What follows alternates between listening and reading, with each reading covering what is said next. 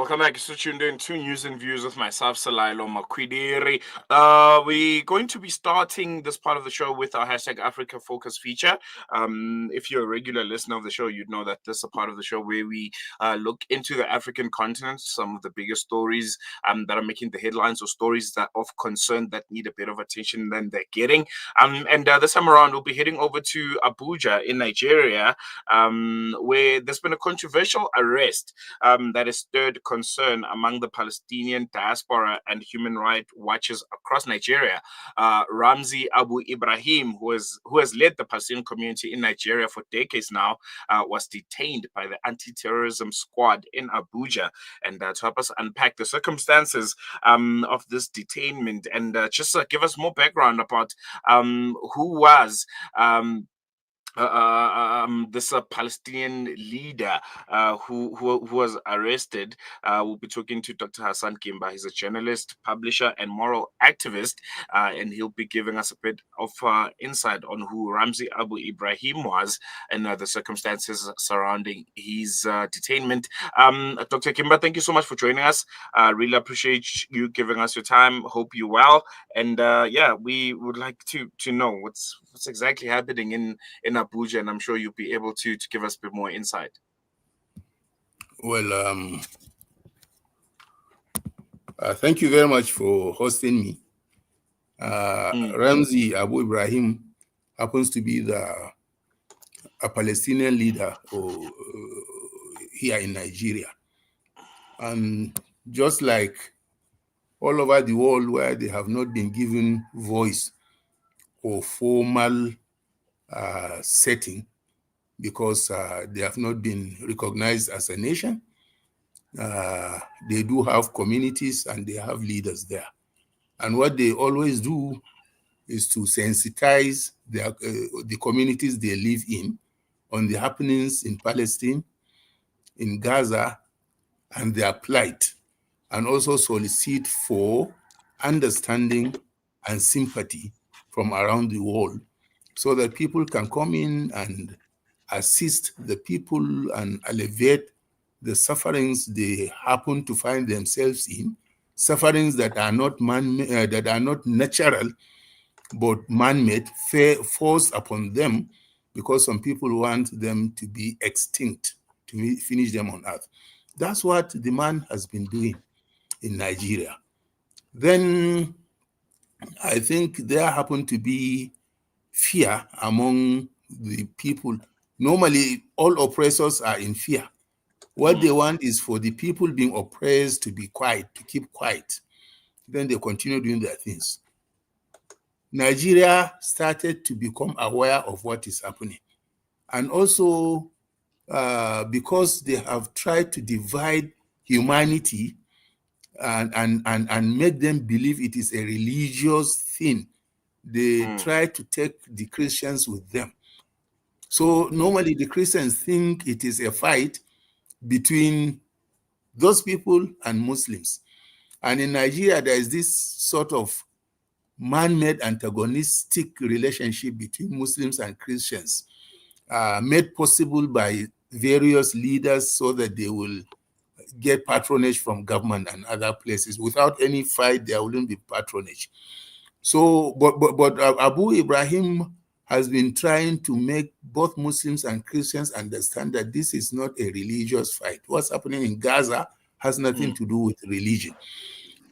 After all, there are Christians there who are being killed and maimed daily. Not only mosques are being destroyed, even churches are being destroyed. So the Christian community too began to understand what's happening there. So Nigeria as a whole was trying to become united towards understanding the plight of the Palestinians. And that's when Israel got jittery, of course, with the backing of America and Europe. Then they came into Nigeria, their Minister of Foreign Affairs, and he came and met his Nigerian counterpart. And then they now started to accuse Iran of sponsoring terrorism in Nigeria. And every Nigerian laughed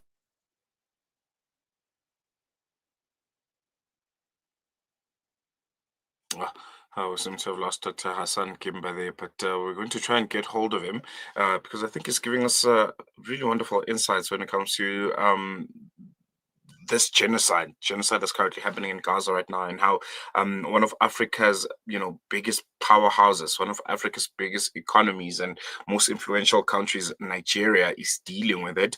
We'll try to get him on the line, on a different line after this short ad break. Oh, you're back, dog. We just lost you there for a moment. I think before we lost you there, you were still talking about the Israeli foreign minister meeting with the Nigerian foreign minister, and the conversations that were had on that aspect. Okay, so the brazenly, shamelessly, the Israeli man said it's Iran that was sponsoring Boko Haram and terrorism in Nigeria, which made every Nigerian laugh, because for long Nigerians know where its problem emanates from. We know the foreign countries sponsoring Boko Haram. We know the so-called Muslims sponsoring Boko Haram. And we know the countries helping them with weapons. Anyway, the thing is, they are trying to now poison Nigerians' minds and the Nigerian government towards Iran, because apparently it's only Iran that is helping Palestine. After saying that, he now went further to meet the Christian community, their leaders, and now trying to sow the seed of division between Christians and Muslims in Nigeria. The thing is, let him take back the Christians who are now beginning to understand and sympathize with Palestine. So let there be fight between Muslims and Christians in Nigeria, so that we will not be united towards fighting for Palestine or supporting what Abu Ramsey has been telling Nigerians. Then they now react. They have sleeping cells all over the world, all in all the nations of the world. Now they reactivated their own in Nigeria, and now made Nigeria and say they will now come and help Nigeria fight terrorism. And that one is to be killing people around, because the world has now seen that there is no country in the world that is so proud of assassinating people like Israel. United States of America have been doing so, killing leaders, but they don't come out openly. Even at that time, to say we killed that president, we killed that leader. No, it's only Israel that will come and boast. We have killed the leader of that place. We will kill the leader, So that's what they want to come and start doing in Nigeria. But they feel they have to take away people like Abu Ibrahim Ramsey out of circulation. And that's what they did. They were listened to by the Nigerian security, and then they arrested him that he was encouraging terrorism. He has not been taken to court up till now, because if there is such a serious allegation, he must be presented in court with evidence. Ideally, when you are arrested, it's 24 hours. You should be taken to court within 24 hours. He has not yet been taken to court, but he has not yet been released. So that's the situation up till now. So far. How is the Palestinian community in Nigeria reacting to this? Are there fears of further arrests or concerns about profiling? Maybe not even just Palestinians in Nigeria, but also from Muslims. As you said, there's this agenda that is being pushed that divisions must be sown between Christians and Nigerians, and Muslim Nigerians, which is, let's be honest, there's been a lot of instability on that front, and I think they're just playing on it to exacerbate, as you mentioned, the unity to fight against the genocide in Gaza. How are Muslims and Palestinians minorities feeling at this current moment? How are they reacting to this? Well, anyone who has been following world events believes something nasty, something evil may be unleashed. We have seen, for instance, the excuse that Israel always gives is that they are protecting themselves from people attacking them. They tell you they are protecting themselves from Hamas. Because Hamas is attacking them. And they don't tell the world that we have taken the land of the Hamas people for the past 80 years, and that we have put all their people into concentration camps and put them into an open prison, and there is apartheid. We have been subjugating them, killing them at will every day. Now what they are doing is a reaction to free themselves. They don't do that. They only say they are victims. And they also say they are killing people because they are protecting themselves from Hezbollah. They are killing people. They are attacking Iran. Iran has not attacked them, but they are attacking Iran because they want to save themselves. Okay, fine. That's what you try to tell the world. So now the attacks they are perpetrating in Syria, who is attacking them from Syria? That they must protect themselves by attacking Syria. They attack Tunis. Who is attacking them from Tunis? Now this flotilla, they are coming with aid to help people that Israel refuse food to, people they are killing daily. The flotilla, these ships are coming with food. They are not Muslims. So if they are now telling people that they are fighting Muslims because Muslims are fighting them, these flotilla people are not Muslims. They are not even Arabs. They are Europeans, Christians who understand what's happening, and they want to come and help the people of Gaza because of humanity. So they are attacking the ships. Are the ships coming to attack Israel? The ships are not carrying weapons but food. If the food enters Gaza, will that food destroy Israel? So they are attacking them because they want to come and destroy Israel or what? So with all this, we will know that Israel attacks people, not because people are attacking them, but they have conditioned the world in such a way that they will do whatever they want without anybody saying why. For long, they have been doing what there will be a resolution of the United Nations. They will refuse to obey, and nothing will happen. They will go to a country, kill their leader, nothing will happen. They will invade a country, do what they want, nothing will happen. They will assassinate and tell people we have assassinated them. Netanyahu just came out. We thought he may even be a bit ashamed because of what Qatar did for them. When they were fighting with Iran, Qatar was destroying Iranian missiles and allowing them its airspace to attack Iran. Now they went to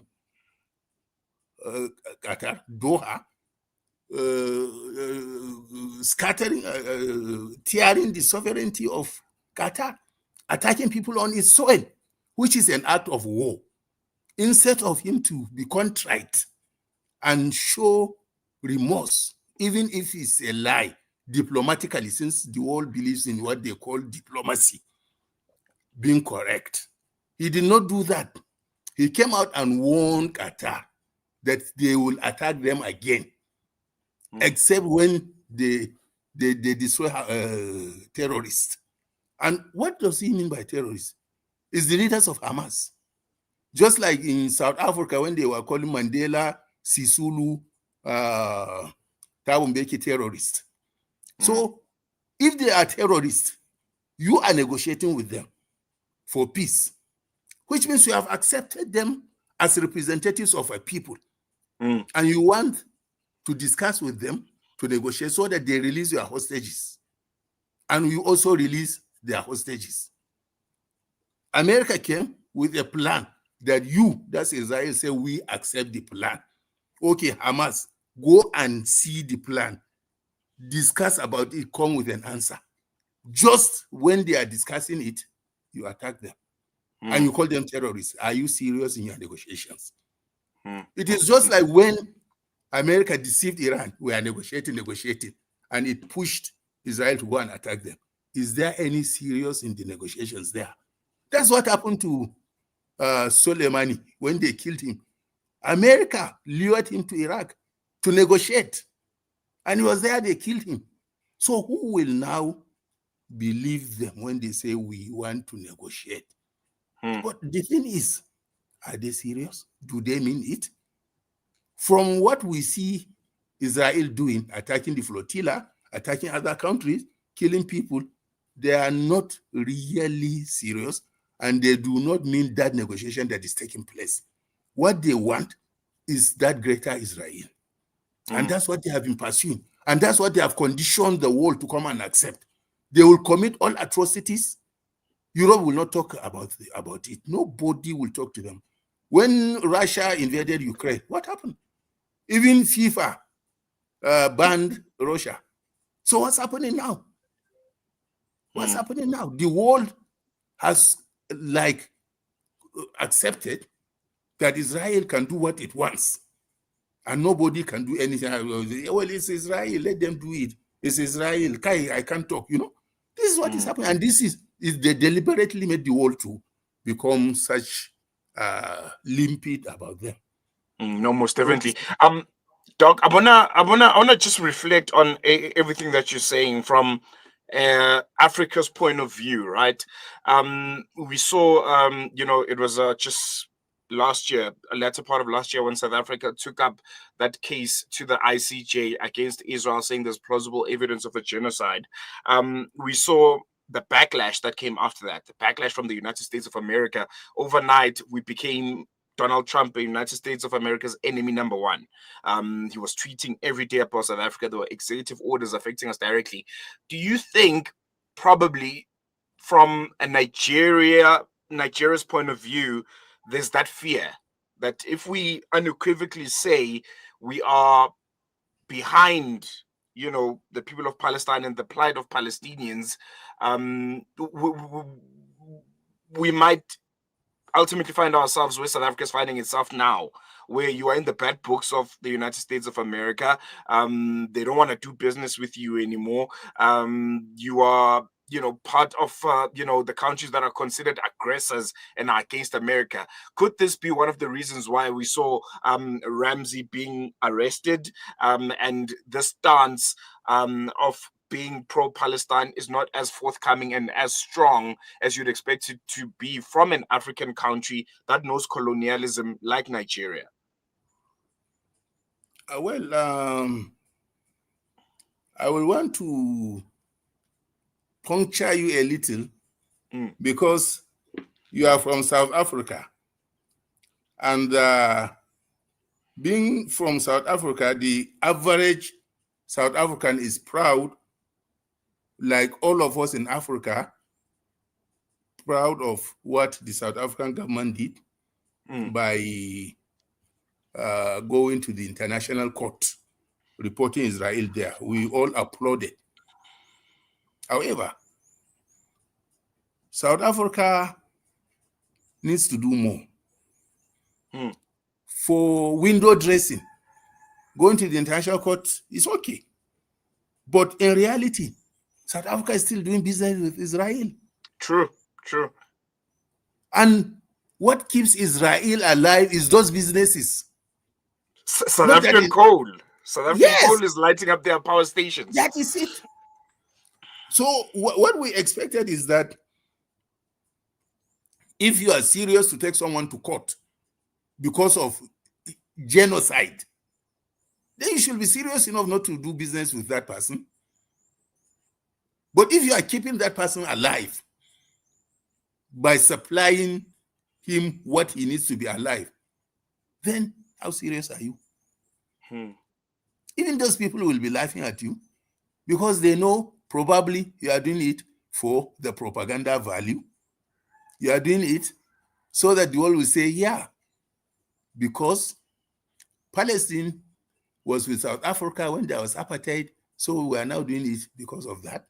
And because of our history, we were once like them, we are standing by them. But the essence, what keeps Israel alive, you are giving them, you are keeping them alive. Then what are you telling people? True. And that international court thing, what's the result now? Nothing. Because whatever the court says, America said no. And it's no. So Israel does not care about that. But stop that call, which they can stop today. And Israel will know something is happening. America will know something is happening. That's what we want. That's what we expect. Okay, I haven't said that. Nigeria may not be unafraid regarding what you say, because what's happening in the world now is that most of our leaders may have to have backing of the international, many international channels. For instance, here you see when someone wants to be president, he goes to Chatham House, expecting blessings from Europe and America, that they make leaders, that you have to have their understanding, they have to give you support. Someone sitting down there doesn't know a problem, makes you president, and if he doesn't want you, they have ways to remove you. So most African leaders are afraid of that. They don't want to touch them because they can harm them. One. Secondly, just like leaders in America and the Arab leaders are being held by the balls, or you say by the jugular, by Israel, through that Epstein file. That's how most African leaders are. They have been compromised. Some of them have stolen money from their countries, deposited it in European, American banks, and all these banks are being run by Israelis, by the Jews. They have the secret, they can release it, and then there will be unrest in their country. Oh, so this our leader has so amount in their banks. They go to their countries, stay in their hotels, they bring them small girls, and then they get compromised. Some of them is even man to man, not even man to woman. They have all these videos. So many leaders in Africa are afraid to confront the aggressor, the oppressor, and say you are an oppressor. Stop oppressing that person for personal reasons, for selfish reasons, because they feel they can be undone. But if they have free conscience, they have not done anything wrong, they will go for what is right. But none of them can stand the moral test. Therefore, you will not expect them to talk. It's just like what's happening with the Arab leaders. They cannot talk because they will finish them. A single photo, if it comes out, is finished. So because of selfish reasons, they prefer their people to die. A good person who has good conscience maybe say, okay, they can harm me through this way, let me resign. But let me do it in such a way that when I resign, the person who is coming is not, has no blemish. He can fight for our people. He can fight for the oppressed. So these are some of the things that we are facing. And it's sad. No, definitely is. Doc, thank you so much for joining us. We hope to keep in touch with you just to get the latest around the story, the arrest of Ramsey Ibrahim, and if there are any developments. Otherwise, we have unfortunately run out of time. Thoroughly love the conversation, and yeah, hope we chat again soon. Thank you. There you go. That was Dr. Hassan Gimba sharing insights on the arrest of Palestinian community leader Ramsey Ibrahim out in Abuja. The case continues to spark a lot of debate when it comes to security, when it comes to civil rights, and Nigeria's response to this genocide, and how forthcoming, they have or have not been when it comes to showing solidarity with the people of Palestine. Nigeria, big juggernaut on the African continent, one of the most influential countries on the continent of Africa, the biggest economy on the African continent, and you'd expect their voice to be slightly louder than it is. And then things like this happen where a Palestinian leader, Ramsey Ibrahim, is detained, is arrested. He has not been told why he's arrested. He has not seen a judge or a magistrate, but it's just kept there in prison. Sounds familiar, eh? Apartheid South Africa. People just get arrested and disappear into the system. Definitely be following the story and keeping in touch with all the developments. Otherwise, stay with us on News and Views. We're going to take a quick break. We'll be with you after this.